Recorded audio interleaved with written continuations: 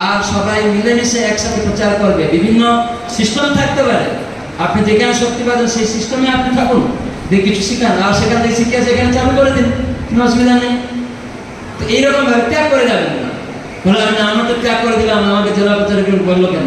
নামটা ত্যাগ করা মানে কি? ভগবানের নামকে ত্যাগ করে দিলেন, তাহলে আপনার জীবনে অধঃপতন হয়ে যাবে।